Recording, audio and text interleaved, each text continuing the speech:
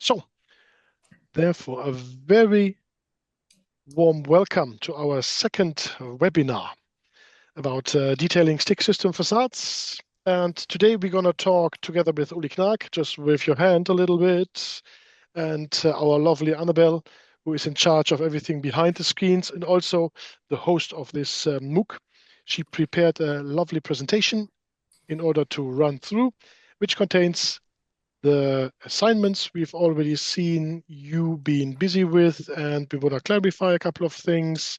We want to see if we can enlighten you a little bit and clarify uncertain moments or flaws maybe within our system or questions. So therefore, feel also free. We will open a chat next to it also. So in case you would like to make yourself heard, please don't be shy. Write down also your comments or questions. Makes it a little bit more interactive. But we will first start with the first slide, and we will see what we're going to talk about. Where's mine? There we Go go. Oh, okay. So we start with some questions and common mistakes from assignment 2. I'll brief you real quick what was happening. So there's a couple of questions, and we'll have some student examples of where these questions came up, so we have some visuals to discuss with. First of all, there was a discussion about which horizontal detail for the door was more informative or should be included, if it should be at the hinge or at the opening edge. Then there's some questions about why is it important to include construction tolerances, because there have been a number of submissions that did not include construction tolerances. So I think it's important to reiterate why it's important. Then what are the size limits for glass panels and how does this affect cost?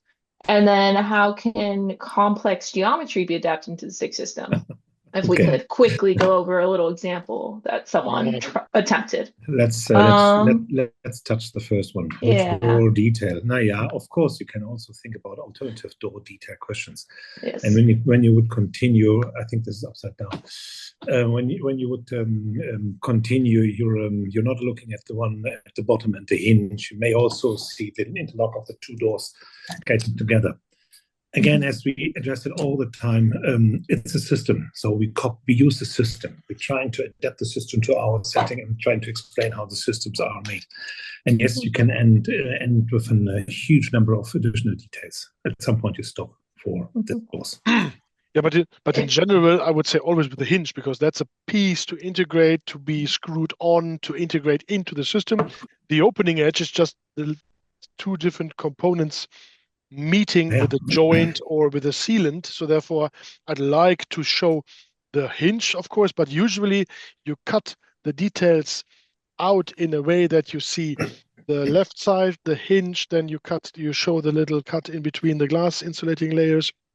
Then the opening part comes, maybe then the mullion, and then the next part. So therefore, it's a continuation of cuts that you can see everything in one element, most likely. When I look at the detail, this is not a door detail. This is a window. This is a window, but this one showed the discussion about I see. This versus this. Which details you take care of. Yeah. If you want to save on, I would always make sure that the hinge is included, because that's a part you also have to order. That makes sense. All right. Cool. The next one, this one is kind of an example of someone who included tolerances. You can see that they said that this would be able to be moved a little bit side to side. It's not totally being attached to it, same here, but it is a little bit unclear. So anyways, there were some other assignments that omitted tolerances altogether. So if we just maybe review the purpose of tolerances would be helpful. Yeah, I have a nice example. Usually the profiles that arrive from the system supplier, aluminium, for instance, or steel, are quite within a narrow tolerance. But the glass, for instance, have a bigger tolerance, and the systems itself are able to provide tolerances that are done by the IGU. So therefore, if you order a 1 by 1 meter IGU, there's plus minus 2 millimeters, if I'm not wrong, accepted. So that's already something that the system can take care of. But we also had in the university in Detmold, for instance, a post and beam facade out of wood. And they made the vertical columns out of 50 50 millimeter Kerto multiplex. And they knew that the tolerances of producing these sheets, where they just have a big sheet and they cut strips of it and they chamfer the edges, sand and polish them, is a tolerance in making. So if you order Kerto, for instance, 50 millimeters, you have to be aware that it could be 49 millimeters or 51.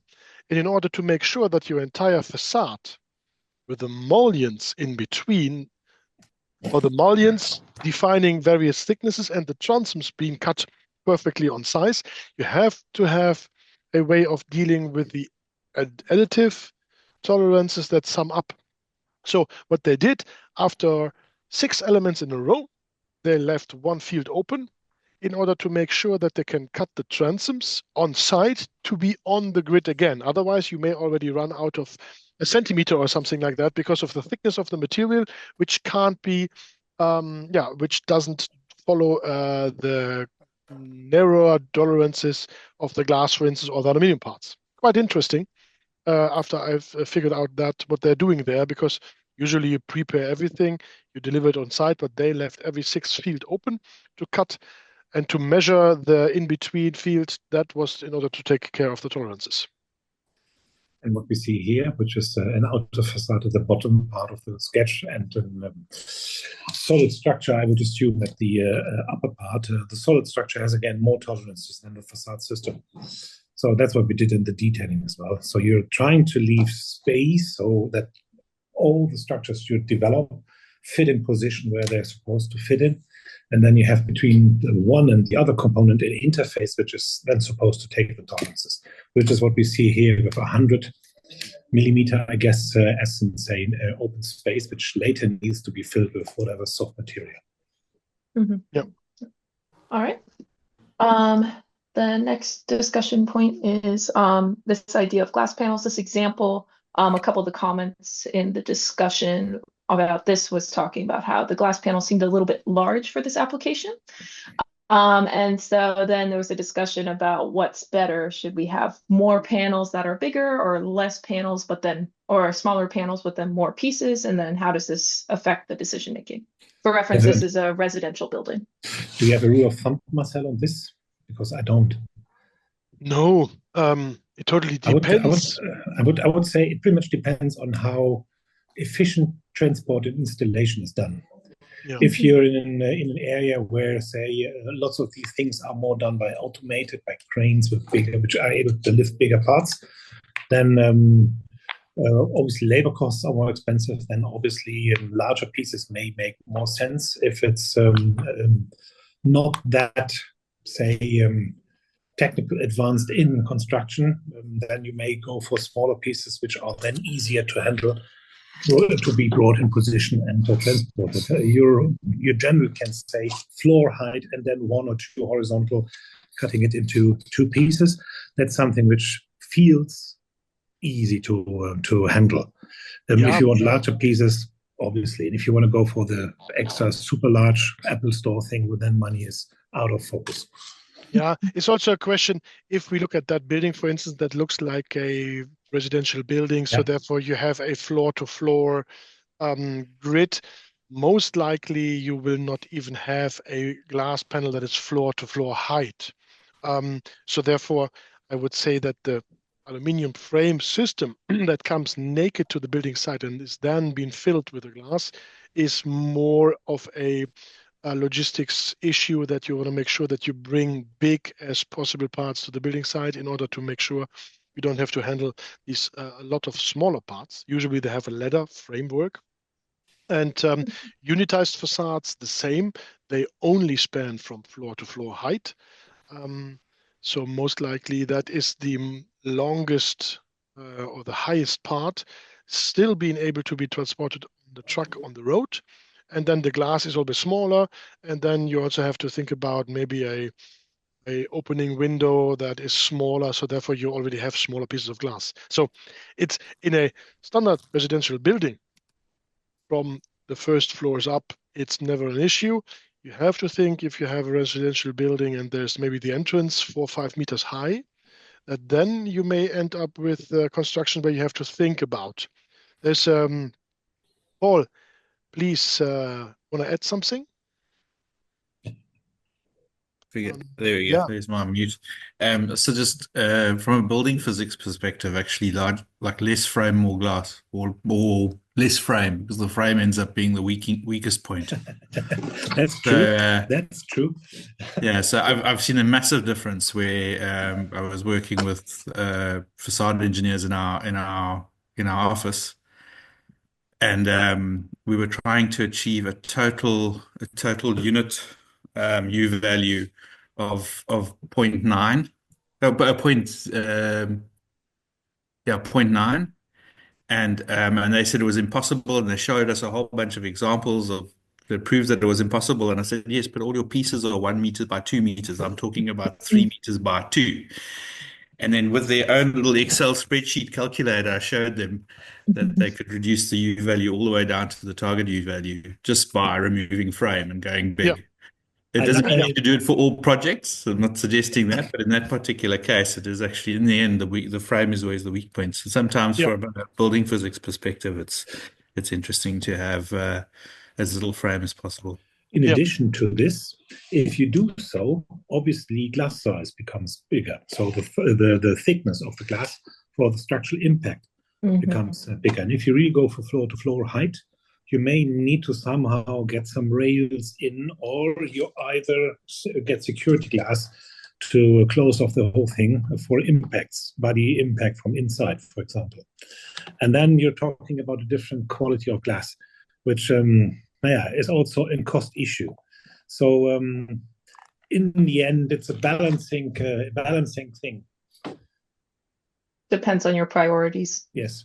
Yeah, we can already see that in the second part of the question, where transportation, manufacturing, construction, and material all have an interlink with each other. So therefore, we have seen a huge change from double insulating glass to triple insulating glass because of the weight. So therefore, you almost add a third of the weight. And then the transoms also have to be able to follow the load path into the mullions. So therefore, that might be also a beefier construction. And then everything ends up, and if you want to make the glass panels even bigger, then you have to deal with even higher forces. So therefore, that's also, Paul already mentioned, if you want to aim for a specific U value, the entire system has to take care of that. And the mullions, in principle, are almost the weakest points. So piece of glass itself, but we can't endlessly build glass. We can't stretch that. Paul, you have to address who you are. You're not Maria Wolf. Come on. Real quickly, if Paul wants to introduce himself so we understand. Yeah, he's muted. Understand his background and expertise. Yeah, good friend of ours, also expert in the field. We know each other for years and have good connections to each other. So therefore, Paul is an expert in the field. No questions at all. And I'm really enjoying the course. I always used to say I work a lot with facade engineers. I can help get the daylight in and the energy out, but I don't know what to do with the water and the air. So now I'm hoping to learn about the water and the air. Okay. And I am. Okay. Thank you. Good to know. Oh, good. We try to address that also today, but it's already taken care of within the course itself. Huh? All right. I think we move on. Yeah.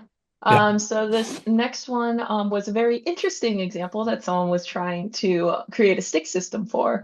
And as you can see in the provided new design, they omitted the stick system entirely here at the stick. So how do you guys anticipate this could be solved? If it can. I love this. Yeah. First. This is one of the most complex facades at that time when it was built. I remember this, Marcel, was heißt denn wohl Stimmgabel auf Englisch?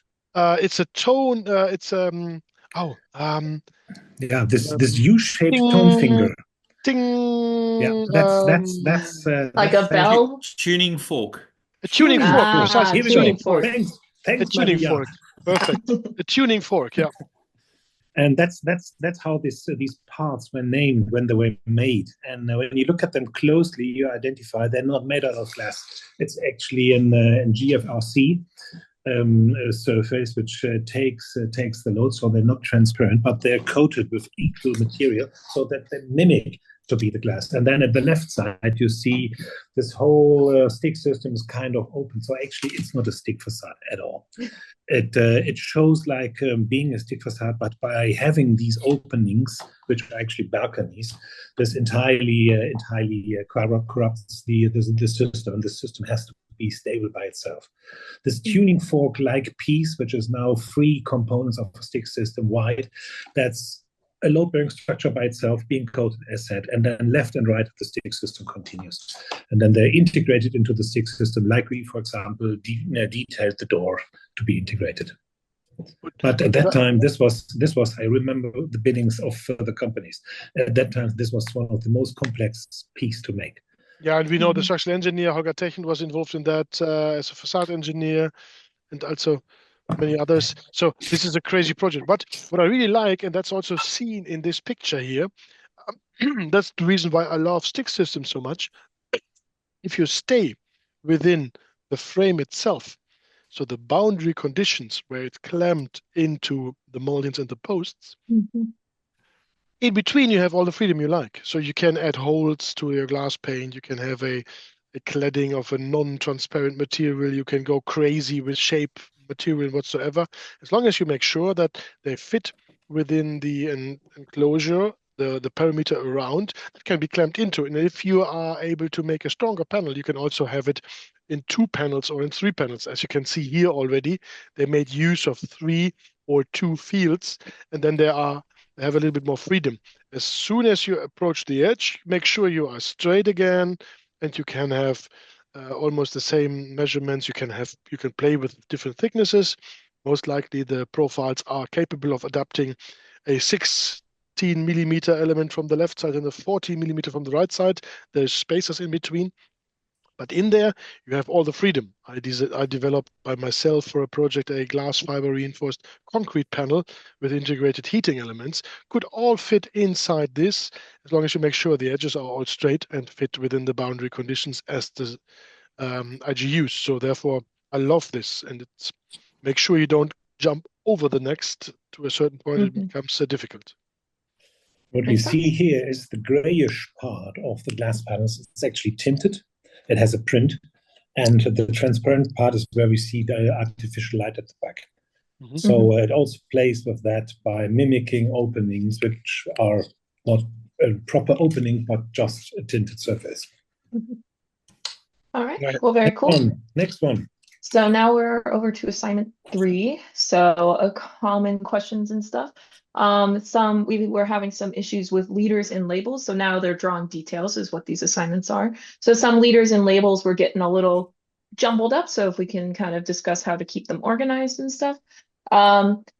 Detailing a movement allowance between 2 mullions for a long span application where you have 2 mullions and then they're connected together in the middle. So then how would a movement allowance be integrated there? How might you detail a stick system without a cover cap and pressure plate, and how to attach a transom to the front edge of the concrete floor. So that way it can like bypass the concrete floor rather than get stuck in between each one. So for the first one, this is an example of some leaders that are a little bit all over the place.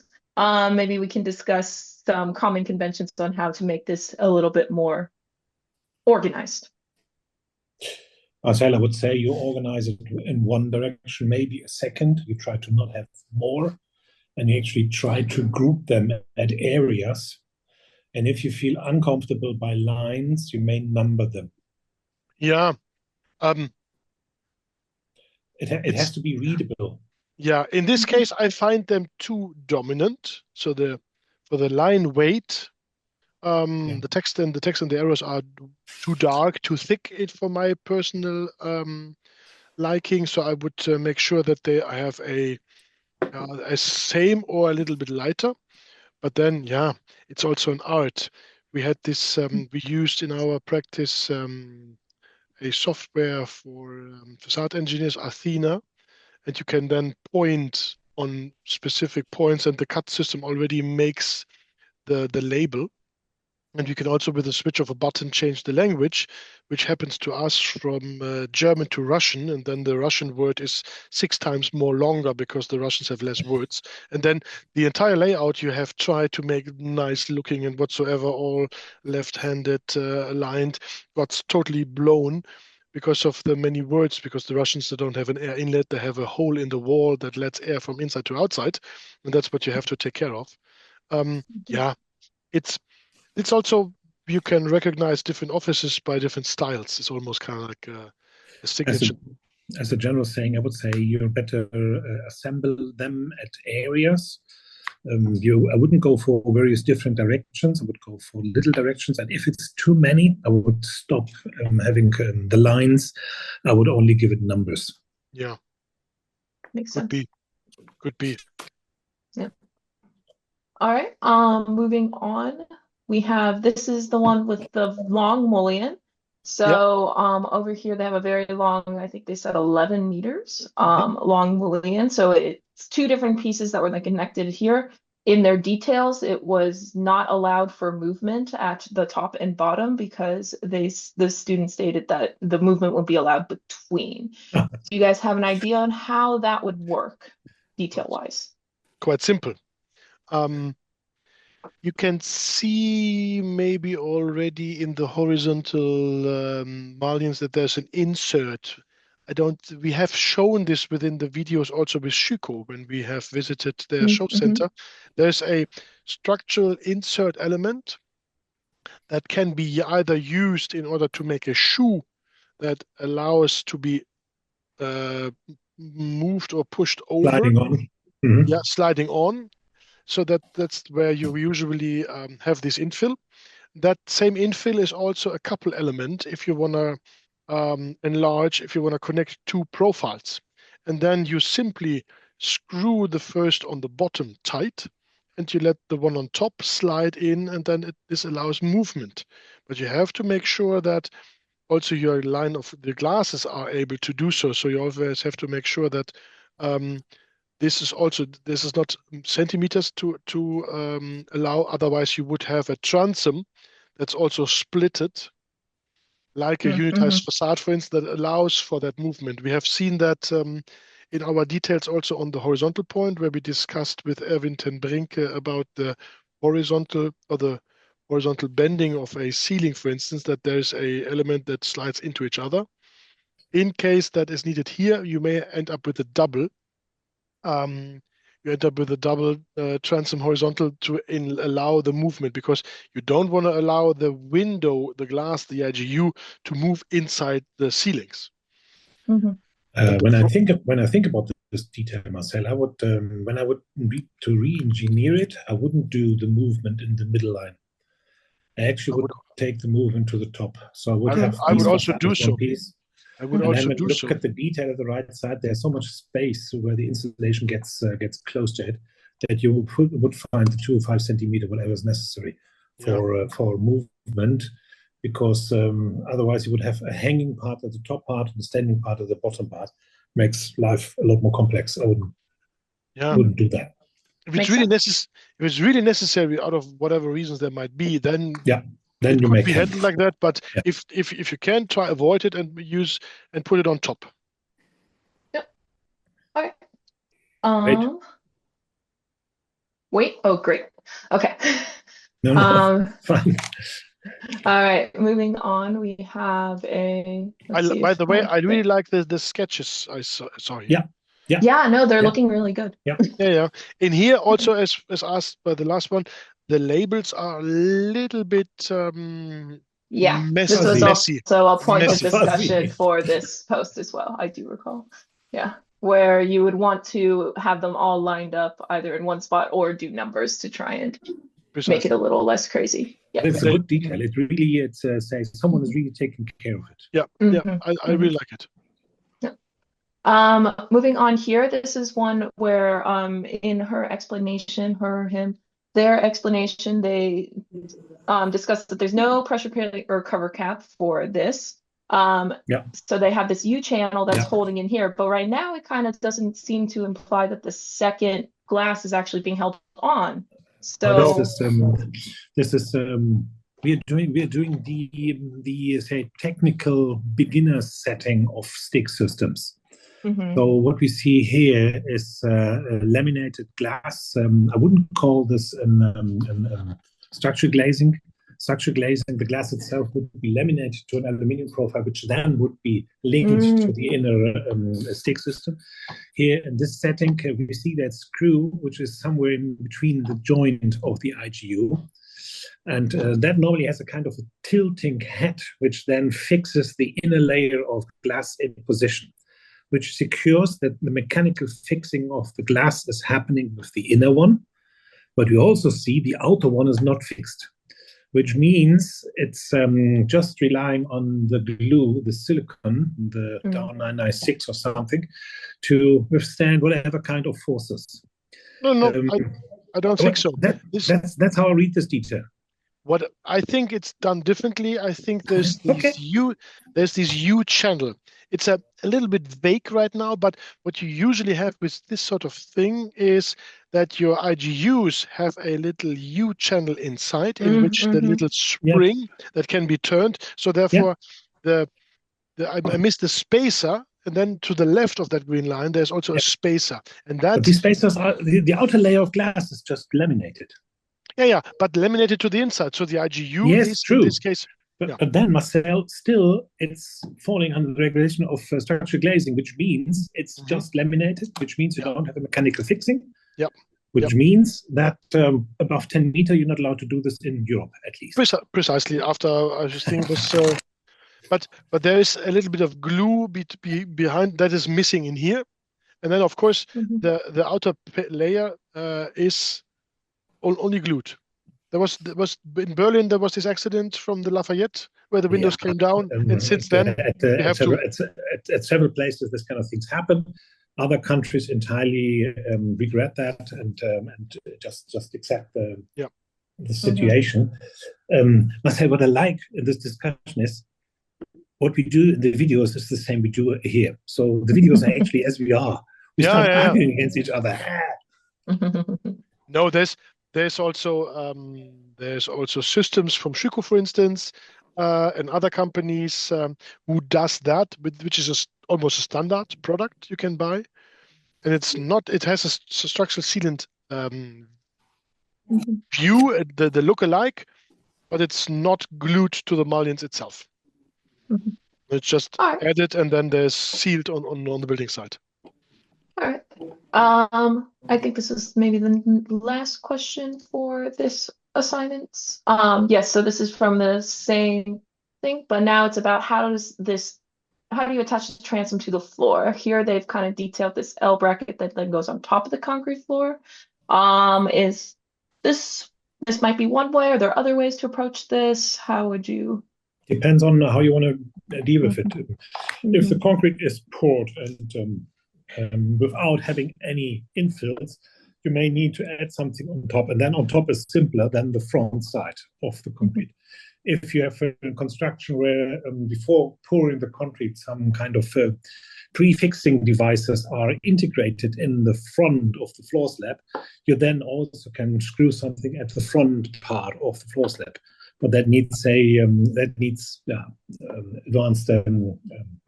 But just be careful. Design.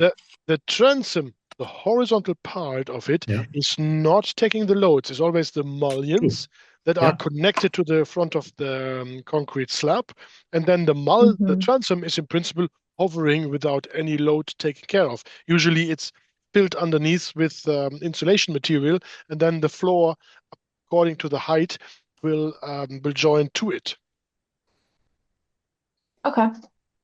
Yeah, so you have to be aware that the profiles vertically run through, they taking care of the loads, and the mullions, so the transoms will just hover above, and then they lead the forces into the vertical mullions.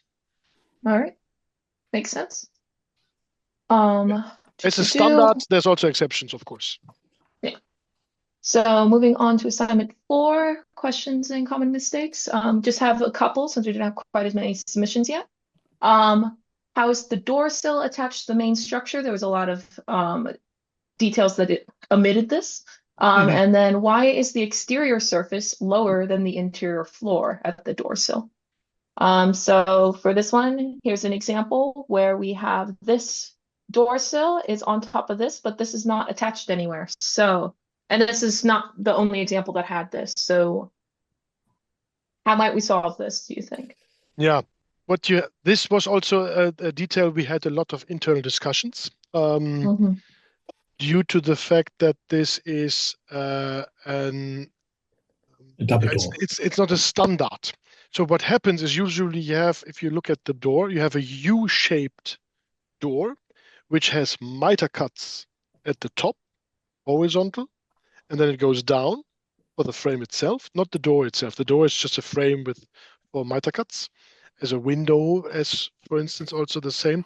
But then the U horizontal, vertical ends with a straight cut, and then a wider profile, that is the door sill underneath, is then screwed underneath in advance and then set to the facade. So therefore, the overall profile, there might be even a steel bar inside to make sure that if you jump on it, it has to be stuffed underneath according to the detail, maybe with within the insulation layer, or there's maybe also a steel bracket that is then attached to it or even welded onto. We've seen also that they welded on site and then filled from outside with a piece of insulation foam, and then with grind or grit stones or whatsoever is then taking care of the next tiles or something like that. So therefore, this is really a detail that is not expanding itself from the section it's only. You have to see it in. We should find pictures also for that. For the next time, it's difficult. You just have to make sure that it's not a standard detail. It looks different. I've built doors in a company for years, so therefore I know exactly how it looks. But it's a detail you won't be able to understand if you only see this section. Now, level inside, outside. Yes. First comment to that. You'd like to have a step from outside to inside up to reduce rain getting in, and that's how this, for example, is drawn here. If you want to have that equal due to questions of handicaps being able to get in simpler, for example, and you still will always have this small little line which gives. But that's within the tolerances. That's what's allowed. That's within the tolerances. Then you have to somehow secure, and that's what we see on the far right side of the gravel sand per supplier appears. You would like to have something which allows rain, which gets to that situation to drain before it enters the building. Here, in this case, I would add already maybe a small gutter. To make sure that directly in front of the door there is somehow a solution to take the rain down, maybe with a slot gutter, a very thin one, or a standard one with a roaster. That is what architects often don't like because it's a weird looking. So therefore, you may also be able to use the exterior pavers to be floating, and then you use the entire gaps underneath that. But that means you need a layer of water, you have to make sure that everything there is easy to drain, that the gap in between the exterior pavement, the floor tiles, let's say, have enough gaps to drain the water quickly. You don't want to have water that rises up. You want to make sure it's drained quickly, because otherwise you have also issues with flooding if too much water is there. And this one is a nice one because it's a door opens to the outside. Yeah. That's actually the simpler one because you easier can block off the rain. If it needs to open to the inside, that's a bit more complex because you need to make sure that this line you're closing the door against still has this distance at the height of the outer layer. What's interesting, I can recommend to look at the national local building codes for behindertengerechtes Bauen, barrierefreies Bauen, handicap-oriented buildings. Precisely. I don't know actually the English term. Paul, do you know how to build for handicaps? What's the official term? Because we call it ADA. ADA, okay. So because what they do, they want to make sure you are able to construct and build buildings that are easy to access by handicapped, and they all fight against the common mistakes that people do and tell you we can't do because of the rain and whatsoever. We have to make sure it's watertight, so we can't have terrace doors that are even and whatsoever. So they show with very much detail, usually, what common practice is and what products are existing in order to solve that problem for the water side perfectly, in order to allow almost no steps at all for wheelchairs and so on. Because it's their interest to argue against unknown people. So, how can we do? So here, that's how you do. That's the products. That's the way of doing it. They know more about these issues than the usual facade engineers often, because, yeah, you always know water runs down. You have to make sure. So therefore, local building codes or advice is always nice, because they have a different line of argumentation, because they want to make sure a wheelchair can easily go over without running into the problems of having water coming in. Cool. So now we have 2 questions from the forum, which I think both came from Paul. So we wanted to know, basically, how are the plastic inserts that are installed, the edge details actually, like, what do they look like? How does the vapor and weather barrier fit into that? Then also, and maybe you guys could find some photos that we could then put in the discussion forums. And then also, structural load transfer hasn't yet been addressed in the details, it seems. Will that be covered later? Are there some references that you could provide? That was the gist of it. So if we start here with how the plastic inserts are installed, I believe it's referring to this, and then how this weather barrier and vapor barrier gets put in with that. How does this work? Yeah, that's an interesting one, because I would like to show this also within the next MOOC, how to detail a facade cladding in the window, because I'd like to see either we do it ourselves or we go somewhere where they show us how to use all the tapes to wrap around the corners and whatsoever, because that's what these dotted lines are. It's tape that is sometimes just a rubber which used silicone or other glues, or it's self-adhesive tape that is later also sealed. But Paul, did we understand your question wrong?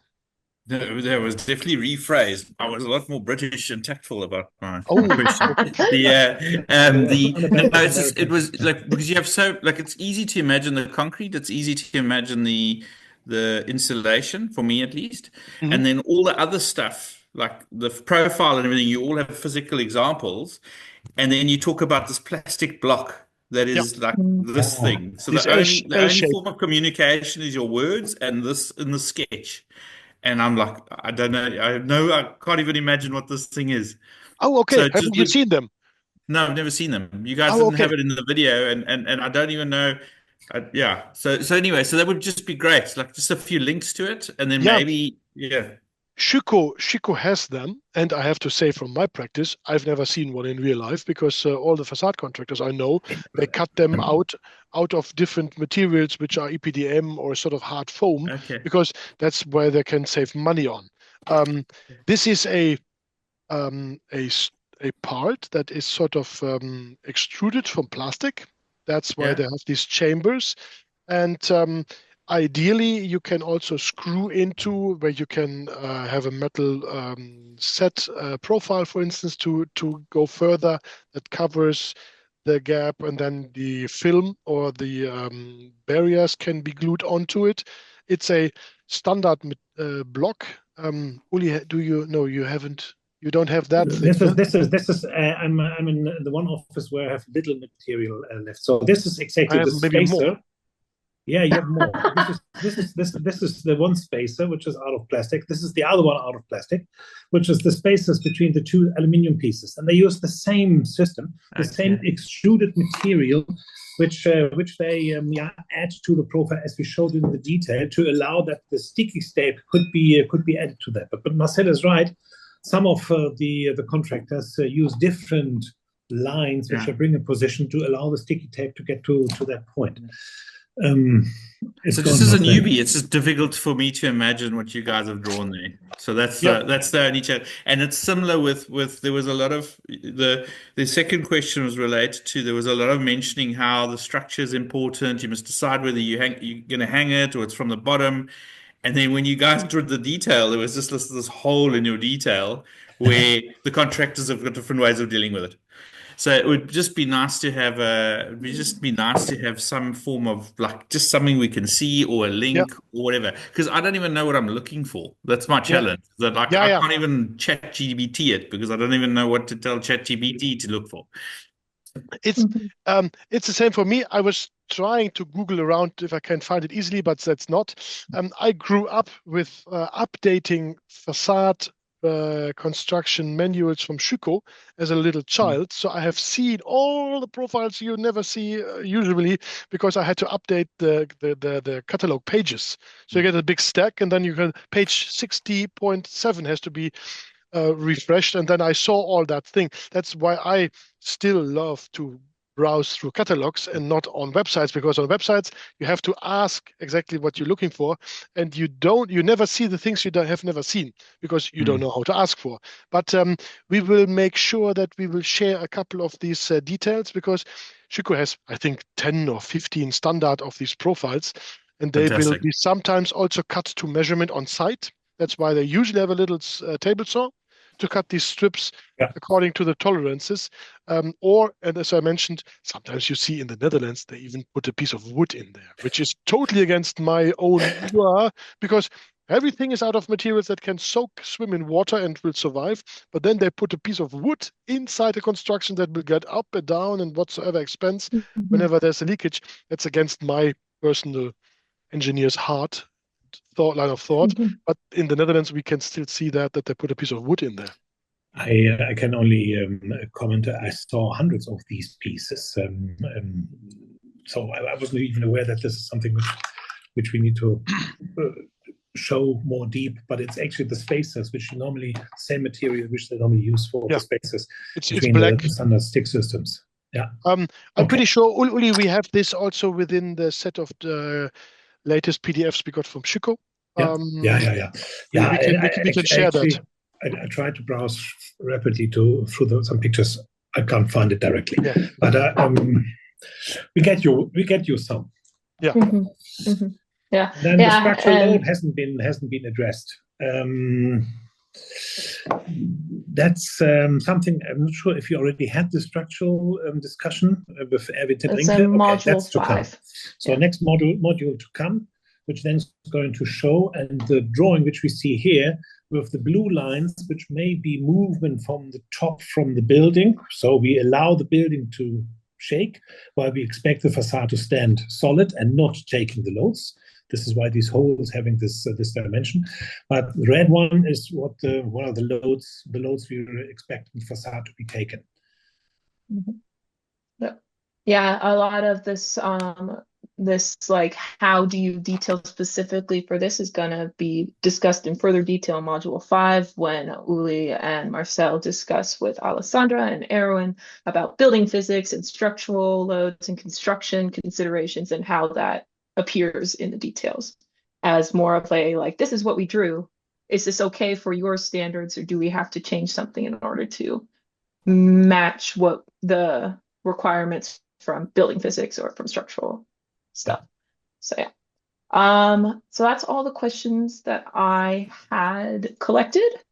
So I think I can stop sharing now. And if there's any more questions that appear in the chat, or if anyone wants to raise their hand, we still have like 10 minutes. Otherwise, yeah. Oh, that's good. Someone is commenting that using wood is the American way. Yeah, too. the Moroccan way. Yeah, of course. I know, for instance, I have whenever I am at Octatube here across the street, students doing things over there. I every now and then witness also load bending tests where they need an official witness to make sure that everything follows according to the rules. I do that every now and then. I always go to the materials guy because they have a huge scaffoldings full of things, and they have a very nice green sort of heavy plastic they use this for, and I always get a couple of leftover pieces because they are so dense that you can machine things out and they mill and cut very nicely. So I play around for my own sort of things, always being busy, and that's what they use. For instance, they got it at 50 by 50 millimeters, and then on a table saw they cut the profiles what they need in order to make that fit. So yeah, it's a little bit also, I think, locally and over the country is a different thing. So what you can do out of wood, for instance, you don't have to pay. Can we go back to that detail, Annabelle? Yeah. The one Paul wanted to explain, because what's the main reason why we do all this effort? This one or this one? This one. When we see the aluminium system as we know it, and we see the cover cap keeping the glass in position, and then the left part, which is an extruded profile, which is supposed to get the duct tape to seal the building. If there's nothing in there, the whole cover cap would tilt. Yeah. So you need to have something which keeps that distance. It's kind of like a And if seesaw. that is a piece of timber, fine as well. And then you may fix then the duct tape to the timber. That's an opportunity, but it's mainly to secure the position of the cover cap and to allow somewhere to have the duct tape being fixed. And as system suppliers they're trying to solve every question in the system. So they like to sell you another piece, which then is this piece which we see in here, which is drawn in here, which is an hard plastic, like a spacer. And yes, you can do different settings. The pure timber, I'm not that sure about, because humidity, and if there's humidity pressure, that's maybe something which is interesting. You also can have a piece of aluminium at the inner part, but it needs to have some kind of thermal break to the outer cover cap. Mm-hmm. Maybe that's also the point where you have to be aware of what the system provider have thought about. Usually when you use all of the parts they provide, you are fine and you follow their instructions, and therefore you have all the rights in case of a failure to have been checked, and you also maybe get a warranty or whatsoever, as long as you follow that. But we've also seen contractors using different screws because they are cheaper from another company, from just a wood screw sort of thing, instead of the ones Schüco provides, which are set up perfectly, also from the material properties. We have seen glass coming off a wooden stick system due to the fact that they used steel screws that made a thermal connection to the inside. Within the seasons, there was a dew point at the tip of the screw that let moisture be inserted in the wood, and therefore, the wood was rotting.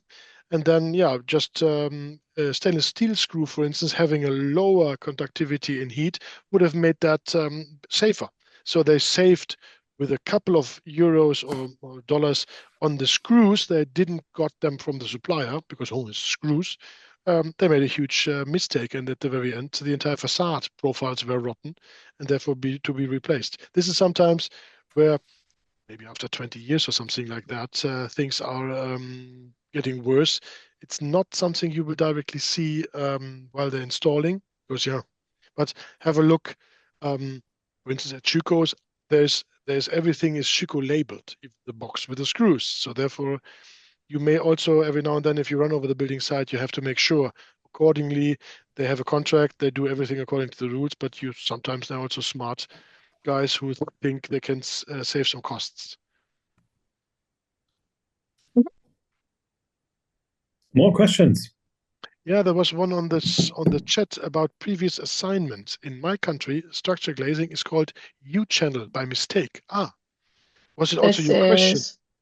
This is about this discussion we had here. Yeah. Okay. Well, I don't know if it's a question so much as this is what they were calling. They were calling the whole glass the U-channel. Yeah, a little note about it. Could also be that's a product or something like that. That's meant like that. Yeah. Yeah. Any other questions from the participants here? I look think like it's that. pretty quiet. Well, we are super good on time. Yeah, Uli, Look at that. if I look at that, we should actually every now and then go on a building site and drop down on our knees and put the camera directly to the point where it's happening. Yeah.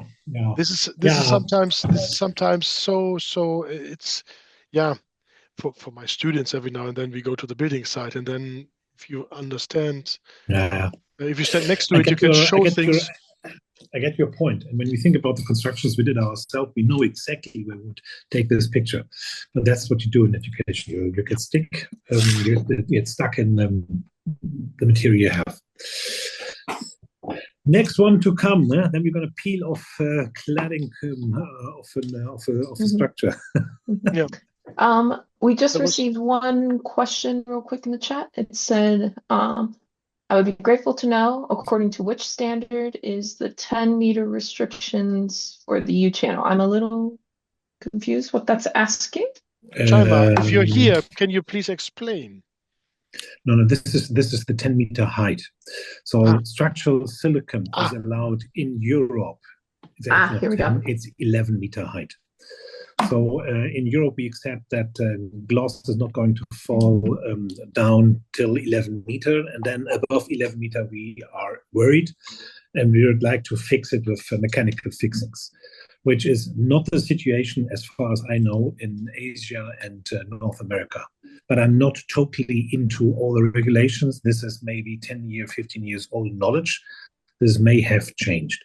But let's say the principal differences is you either fix the glass with silicon and then you expect the silicon to work forever, or you're worried about and then you fix it with a mechanical fixing. Which can be actually very small. We have yes, seen it's the same thing. It's the same thing as a glued glass system. Yeah. But the mechanical fixtures could be just two little strips of stainless steel metal that poke out of the of the silicon joint, and they are visible, of course, on the outside, but they are tiny. There's even systems where they start to mill more small cuts into the glass and then fix the inner layer of the glass with No, the outer layer of the glass. The outer layer of the glass with say additional mechanical fixing within, which is then not visible.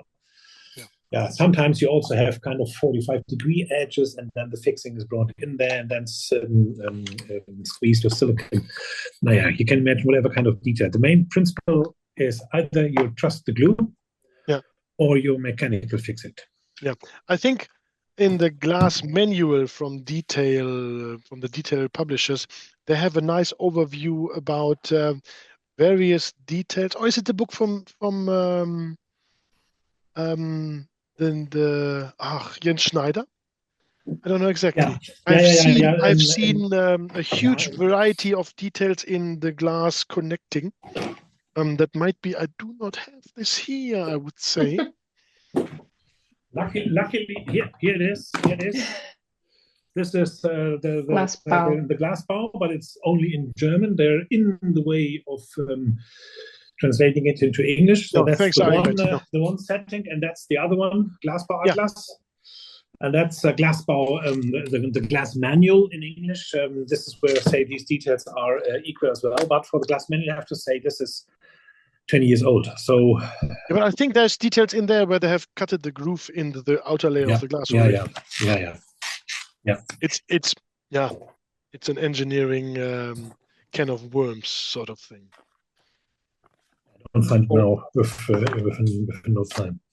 If money doesn't play a role to make the architect happy for the ultimate transparency, so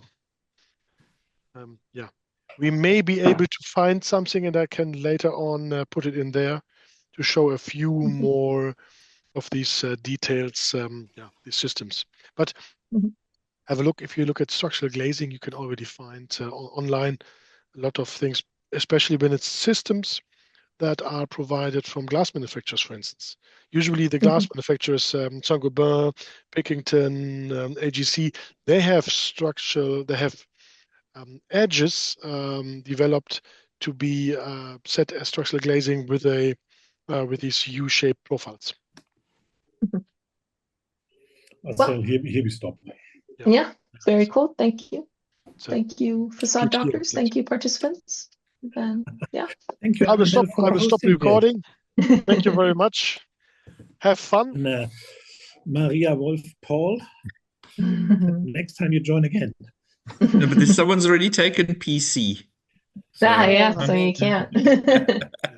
So, thanks for collaborating. Thanks for the question. We hope this was informative and a little bit edutainment also for all of you. Keep on following the course. We would like to say thanks from our side. Goodbye, and for those who we don't talk to each other. Have a nice seasonal break also. Bye. Bye bye.